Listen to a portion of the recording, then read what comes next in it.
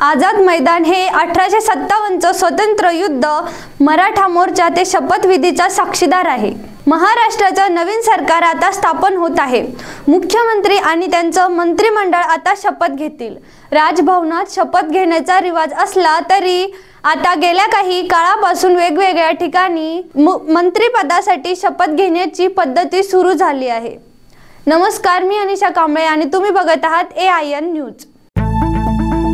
राजभवनाच्या दरबारात हॉलपेक्षा मोकळा विस्तीर्ण मैदानावर शपथ घेणं किंवा त्या निमित्तानं शक्ती प्रदर्शन करणं हे आता हळूहळू रूढ झालं आहे। वानखेडे स्टेडियम, शिवाजी पार्क यांच्या पाठोपाठ आझाद मैदानही या यादीत आलं आहे। भाजपा, शिवसेना आणि राष्ट्रवादी काँग्रेस यांचं नवं सरकार आझाद मैदानावर शपथ घेत आहे। याच आझाद मैदानाची ही माहिती खेळ किंवा शहर गावातली मोकळी जागा एवढी मुख्य ओळख मैदानाची असली तरी तिथं होणाऱ्या सभा, मेळावे, सण, प्रदर्शन, सर्कस किंवा तत्सम मेळावे यामुळे ही शहरातली मैदानं ओळखली जातात।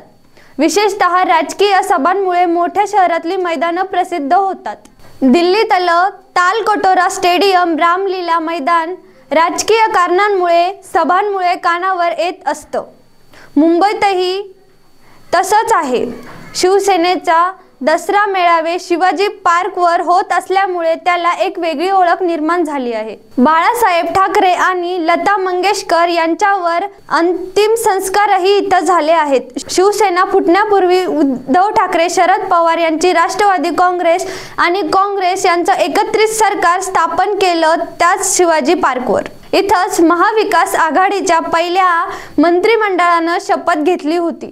शिवाजी पार्क बरोबर मुंबईतलं दुसरं मैदान चर्चेत असतं ते म्हणजे आझाद मैदान। अधिक माहितीसाठी पाहत रहा AIN न्यूज।